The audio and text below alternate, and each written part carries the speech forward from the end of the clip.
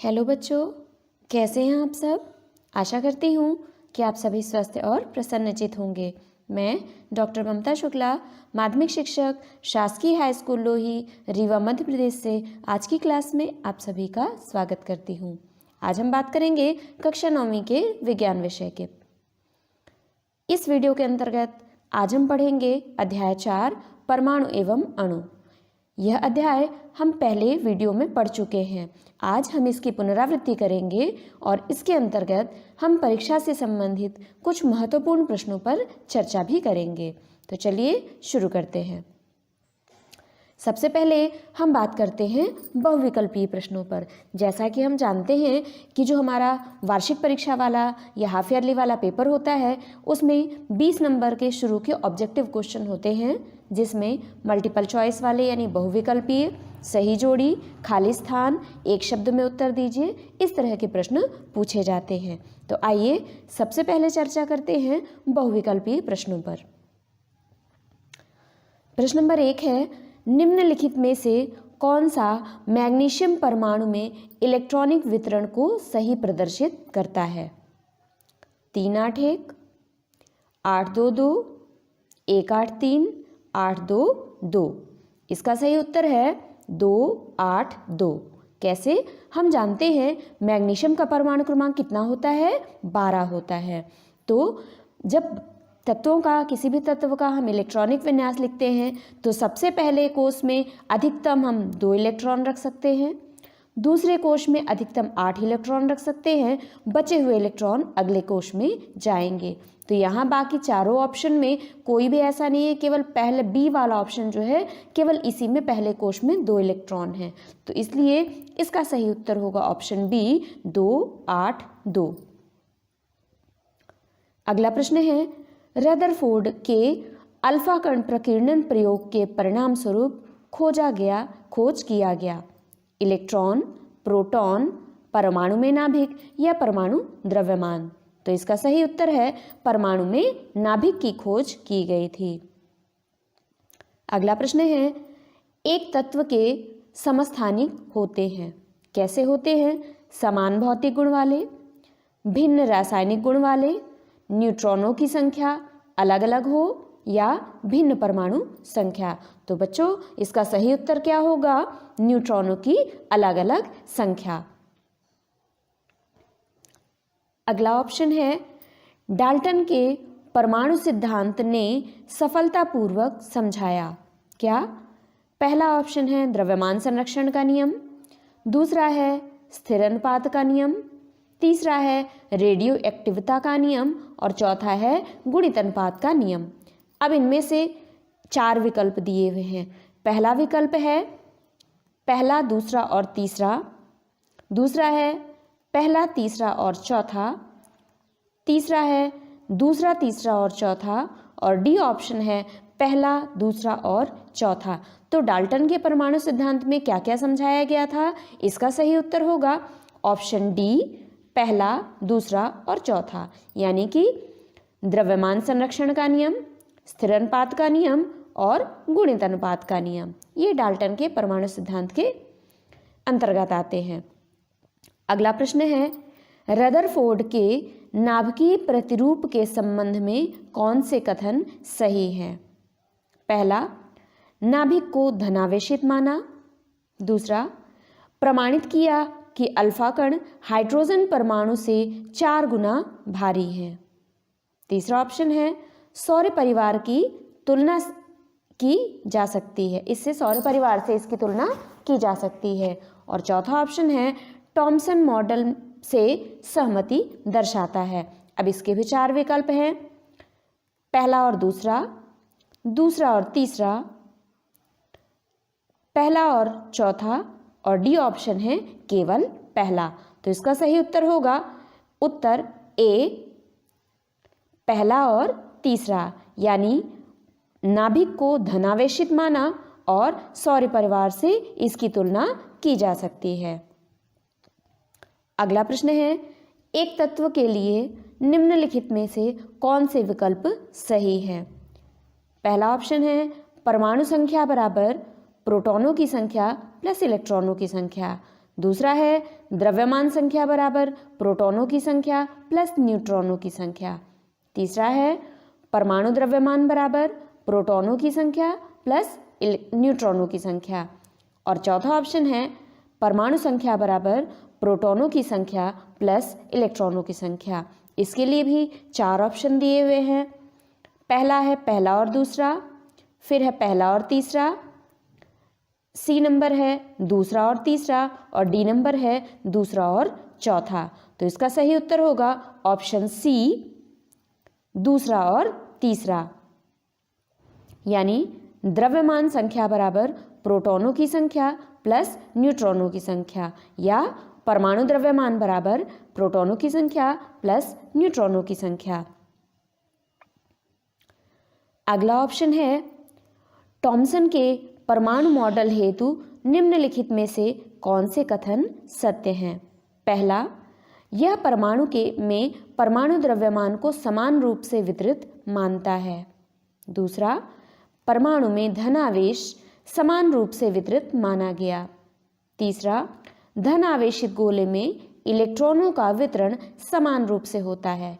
और चौथा ऑप्शन है परमाणु के स्थायित्व के लिए इलेक्ट्रॉन परस्पर एक दूसरे को आकर्षित करते रहते हैं। अब इसके लिए भी 4 विकल्प दिए हुए हैं, कौन कौन से कथन सत्य हैं? पहला, दूसरा एवं तीसरा। दूसरा विकल्प है पहला एवं तीसरा। तीसरा विकल्प दिया हुआ है पहला और चौथा, और डी ऑप्शन दिया हुआ है पहला, तीसरा और चौथा। तो बच्चों इसका सही उत्तर क्या होगा? उत्तर ए, पहला, दूसरा और तीसरा, यानी यह परमाणु में परमाणु द्रव्यमान को समान रूप से वितरित मानता है। दूसरा, परमाणु में धनावेश समान रूप से वितरित माना गया है। और तीसरा, यह धनावेशित गोले में इलेक्ट्रॉनों का वितरण समान रूप से होता है। ये 3 ऑप्शन सही है। अगला ऑप्शन है रदरफोर्ड के अल्फा कण प्रकीर्णन प्रयोग ने दर्शाया कि इलेक्ट्रॉन ऋणावेशित होते हैं, नाभिक में परमाणु का द्रव्यमान और धनावेश केंद्रित रहता है, नाभिक में न्यूट्रॉन होते हैं, परमाणु का अधिकांश स्थान रिक्त होता है। अब इनमें से 4 में से कौन सा सही विकल्प होगा? ए नंबर है पहला और तीसरा, बी नंबर है दूसरा और चौथा, सी नंबर है पहला और चौथा, और डी नंबर है तीसरा और चौथा। तो बच्चों इसका सही उत्तर क्या होगा? उत्तर बी, दूसरा और चौथा, यानी नाभिक में परमाणु का द्रव्यमान एवं धनावेश केंद्रित रहता है तथा परमाणु का अधिकांश स्थान रिक्त होता है। यह रदरफोर्ड के अल्फा कण प्रकीर्णन में दर्शाया गया था। अगला प्रश्न है, एक तत्व के आयन पर 3 धनावेश है, परमाणु की द्रव्यमान संख्या 27 तथा न्यूट्रॉनों की संख्या 14 है, तो आयन में कितने इलेक्ट्रॉन उपस्थित हैं? 13, 10, 14 और 16। इसका सही उत्तर होगा 10। अगला प्रश्न है, एक संयोजकता वाले तत्व होते हैं सदैव धातु, सदैव उपधातु, धातु एवं अधातु और सदैव अधातु। इन चारों में से कौन सा उत्तर सही होगा? इसका उत्तर होगा सी, धातु एवं धातु या अधातु, यह एक संयोजकता वाले तत्व होते हैं। अगला है, परमाणु का मॉडल देने वाले का नाम बताइए। परमाणु का प्रथम मॉडल देने वाले का नाम बताइए। क्या है? N Bohr, E Goldstein, Rutherford और जे टॉमसन। तो बच्चों सही उत्तर क्या है? बिल्कुल सही, ऑप्शन डी, सर जे टॉमसन। अगला प्रश्न है, 3 प्रोटॉन और 4 न्यूट्रॉन युक्त परमाणु की संयोजकता क्या होगी? 3, 4, 1 अथवा 4। तो इसका सही उत्तर होगा 1।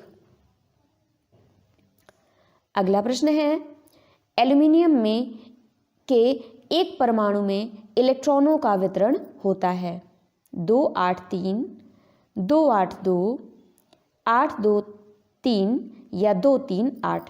तो बच्चों इसके पहले वाले एक प्रश्न में हमने चर्चा की थी कि परमाणु के प्रथम कोश में यदि आपको यहाँ पर परमाणु का परमाणु क्रमांक नहीं याद है किसी तत्व का और इलेक्ट्रॉन वितरण के लिए इस तरह से ऑप्शन दिए हुए हैं, तो आप सबसे पहले ये देखिए कि पहले कोश में अधिकतम 2 इलेक्ट्रॉन होंगे, दूसरे कोश में अधिकतम 8 इलेक्ट्रॉन होंगे। तो यहाँ पर ऑप्शन सी और डी तो पहले ही हट गए। ठीक है, अब यहाँ पर हमको ध्यान रखना है कि एल्युमिनियम की बात हम कर रहे हैं, तो इसका सही उत्तर क्या होगा?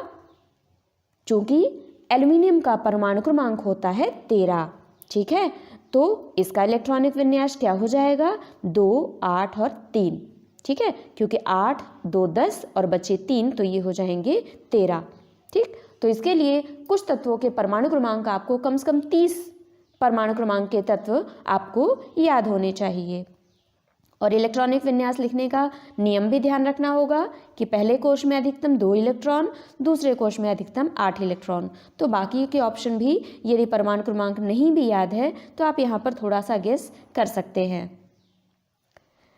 इसका सही उत्तर है ऑप्शन ए 2, 8 और 3।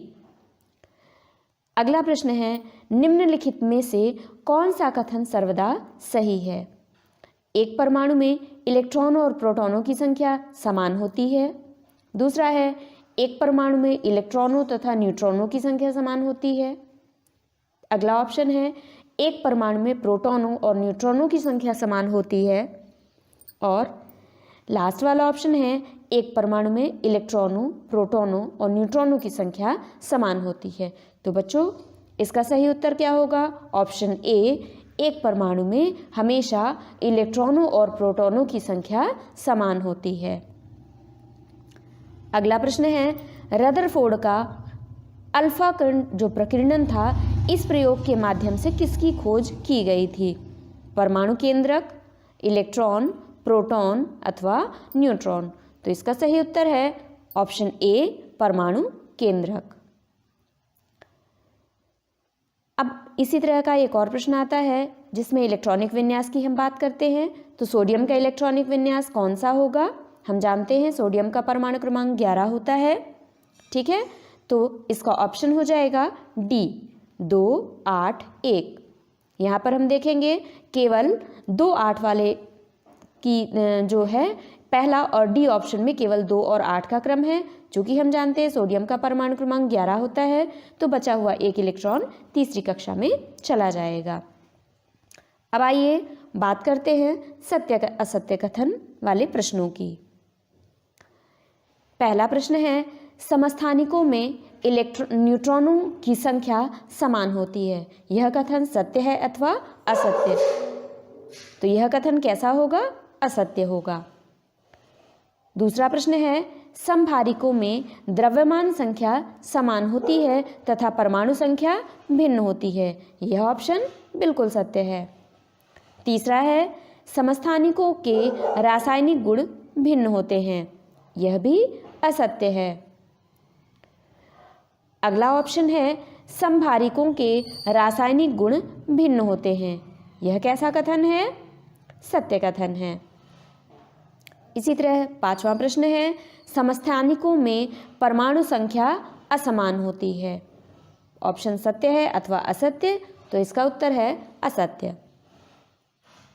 कुछ इस तरह भी हम सारे उत्तरों को एक साथ लिख सकते हैं। अब आइए बात करते हैं रिक्त स्थान वाले प्रश्नों की। पहला प्रश्न है, रदरफोर्ड के अल्फा कण प्रकीर्णन प्रयोग से खाली स्थान की खोज हुई। किसकी खोज हुई? परमाणु नाभिक की। दूसरा है, समस्थानिकों में समान खाली स्थान परंतु भिन्न खाली स्थान होते हैं। तो यहाँ पहले खाली स्थान में क्या होगा? समस्थानिकों में समान परमाणु क्रमांक होते हैं परंतु भिन्न द्रव्यमान संख्या होती है। इसी तरह अगला फिलअप है, नियोन तथा क्लोरीन के परमाणु क्रमांक क्रमशः 10 एवं 17 हैं, तो इनकी संयोजकताएं क्रमशः खाली स्थान होंगी। तो जैसा पहले लिखा है, नियोन की संयोजकता कितनी है? नियोन का परमाणु क्रमांक है 10, यानी इसका इलेक्ट्रॉनिक विन्यास क्या हो जाएगा 2 और 8, अर्थात इसका बाहरी कक्ष पूरी तरह भरा हुआ है, अतः इसकी कोई संयोजकता नहीं होगी, अर्थात इसकी संयोजकता 0 होगी। यहीं पर यदि हम क्लोरीन की बात करें तो इसके बाहरी कोश में कितने इलेक्ट्रॉन हो जाएंगे, इसका इलेक्ट्रॉनिक विन्यास हो जाएगा 2, 8, 7, और इसे अपना अष्टक पूर्ण करने के लिए एक परमाणु की और आवश्यकता है, इसलिए इसकी संयोजकता कितनी हो जाएगी 1 हो जाएगी। अब अगला इसी तरह खाली स्थान है, सिलिकॉन का इलेक्ट्रॉनिक विन्यास खाली स्थान है और सल्फर का खाली स्थान है। तो सिलिकॉन का जो इलेक्ट्रॉनिक विन्यास है वो कितना है 2, 8, 4, यानी इसका परमाणु क्रमांक कितना है 14, जबकि सल्फर का कितना है 2, 8, 6, यानी इसका 16 है परमाणु क्रमांक। तो इलेक्ट्रॉनिक विन्यास कुछ इस तरह हो जाएगा। कुछ इस तरह हम सारे उत्तरों को एक साथ लिख सकते हैं। आइए अब बात करते हैं सही जोड़ी वाले प्रश्नों की। ये इस तरह हमारे पास 2 कॉलम दिए हैं, कॉलम ए और कॉलम बी। दोनों में कुछ कुछ ऑप्शन दिए हुए हैं, ए वाले ऑप्शन को बी कॉलम से मिलाना है। ए वाले ऑप्शन एक बार पहले पढ़ लेते हैं। Ernest Rutherford, J Thomson, Dalton, Niels Bohr, James Chadwick, E Goldstein, Moseley. बच्चों ये जो टॉपिक यहाँ पे एक कॉलम जो दिए हुए हैं, इनमें से 1 या 2 प्रश्न परीक्षा में अवश्य पूछे जाते हैं। कोई ना कोई इनमें से ऑप्शन मिल जाते हैं कि किस वैज्ञानिक का संबंध किन खोजों से है। कॉलम बी में लिखा हुआ है परमाणु की अविभाज्यता, दूसरा है स्थायी कक्षक, नाभिक की अवधारणा, इलेक्ट्रॉन की खोज, परमाणु क्रमांक, न्यूट्रॉन और कैनॉल किरणें। आइए इनकी जोड़ी मिलाते हैं। ऑप्शन ए जो रदरफोर्ड है उनका संबंध है नाभिक की अवधारणा से, जबकि जे टॉमसन जो हैं उन्होंने क्या किया था, इलेक्ट्रॉन की खोज की थी। डाल्टन है, उन्होंने बताया था परमाणु की अविभाज्यता के संबंध में उन्होंने बताया था, जबकि नील्स बोर इनका संबंध किससे है, परमाणु की स्थायी कक्षा से। जेम्स चैडविक ने किसकी खोज की थी, न्यूट्रॉन की।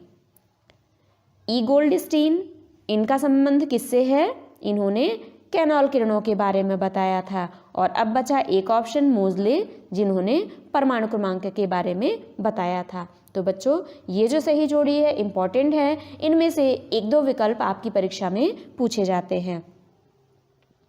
उत्तरों को कुछ इस तरह भी हम लिख सकते हैं। आइए अब बात करते हैं एक वाक्य या शब्द में उत्तर। यह भी 1 नंबर के प्रश्न होते हैं और 5 प्रश्न परीक्षा में पूछे जाते हैं। पहला प्रश्न है इलेक्ट्रॉन का आवेश कितना होता है। तो बच्चों इसका उत्तर है 1.6 इंटू 10⁻⁻19 कूलॉम। ये होता है इलेक्ट्रॉन का आवेश। अगला प्रश्न है एक तत्व X के बाह्यतम कोश में 1 इलेक्ट्रॉन उपस्थित है। यदि बाह्यतम कोश से वह 1 इलेक्ट्रॉन हटा दिया जाए तो बनने वाले आयन पर कितना आवेश होगा। यहाँ पर ध्यान देने योग्य बात यह है कि 1 इलेक्ट्रॉन बाहर निकाल रहा है, ठीक है, तो बाहर निकाल रहा है तो संयोजकता इसकी यानी आवेश 1 आएगा, लेकिन वो धन होगा या ऋण होगा। तो इसके लिए ये ध्यान रखना है कि जो दे रहा है वो धनी होता है, ठीक है, जिसके पास होगा तभी तो देगा, यानी वो धनी है। तो धनी मतलब यहाँ पर धन चार्ज हो जाएगा, यानी 1+ इसके ऊपर आवेश आ जाएगा जब कोई तत्व अपने से इलेक्ट्रॉन को त्यागता है या किसी को दे देता है। और जब वो लेता है तो अपने आप में ऋणी होता है, कर्जदार हो जाता है, तब वहाँ पर -1 चार्ज आता है। अगला प्रश्न है एक तत्व X, इसके बाह्यतम कोश में 6 इलेक्ट्रॉन उपस्थित हैं। यदि यह आवश्यक इलेक्ट्रॉन ग्रहण कर उत्कृष्ट गैस का विन्यास प्राप्त करता है तो इस प्रकार बने आयन पर कितना आवेश होगा। यहाँ पर बताया गया है बाह्यतम कोश में 6 इलेक्ट्रॉन हैं, ठीक है, और इसे स्थायी होने के लिए 2 इलेक्ट्रॉन की और आवश्यकता है। तो जब यह 2 इलेक्ट्रॉन ले लेगा, यानी लेगा मतलब ऋणी हो जाएगा, तो इसका उत्तर क्या हो जाएगा, इसके ऊपर चार्ज आ जाएगा 2 माइनस, यानी 2 के ऊपर ऋण का चार्ज आ जाएगा, यानी 2 ऋणावेश इसके ऊपर आ जाएंगे। अगला प्रश्न है, एक तत्व X जिसकी द्रव्यमान संख्या 4 और परमाणु क्रमांक 2 है, तब इस तत्व की संयोजकता क्या होगी। चूंकि परमाणु क्रमांक 2 है, यानी पहला कोष जिसमें कि 2 इलेक्ट्रॉन होते हैं वह भरा हुआ है, अतः इसकी संयोजकता कैसी होगी, 0 होगी। अगला प्रश्न है, कैल्शियम और ऑर्गन जिनके परमाणु क्रमांक क्रमशः 20 और 18 हैं, परंतु दोनों तत्वों की द्रव्यमान संख्या 40 है, इस प्रकार के तत्वों के युगल को क्या नाम दिया जाता है। तो ऐसे तत्व कहलाते हैं समभारिक, जिनके की परमाणु क्रमांक समान हैं किंतु द्रव्यमान संख्या भिन्न भिन्न हो, परमाणु क्रमांक भिन्न भिन्न हो किंतु द्रव्यमान संख्या यानी परमाणु भार जो है वह एक समान है, वह कहलाता है समभारिक। चूँकि दोनों की द्रव्यमान संख्या 40 है जबकि परमाणु क्रमांक भिन्न भिन्न है, तो ऐसे तत्व समान भार वाले हैं तो कहलाते हैं समभारिक। इसके विपरीत यदि परमाणु क्रमांक समान है और परमाणु द्रव्यमान जो है यानी द्रव्यमान संख्या भिन्न भिन्न है, तब वो कहलाते हैं समस्थानिक, जबकि परमाणु क्रमांक सेम हो। क्या अल्फा कणों का प्रकीर्णन प्रयोग सोने के अतिरिक्त दूसरी धातु की पन्नी से संभव होगा, तो इसका उत्तर होगा नहीं। रदरफोर्ड के परमाणु मॉडल के अनुसार परमाणु के नाभिक में कौन सा अवपरमाणु कण विद्यमान होता है, तो इसका उत्तर है प्रोटॉन। परमाणु के 3 अवपरमाणु कणों के नाम लिखिए। तो परमाणु में 3 प्रमुख कण कौन कौन से होते हैं, इलेक्ट्रॉन, प्रोटॉन और न्यूट्रॉन।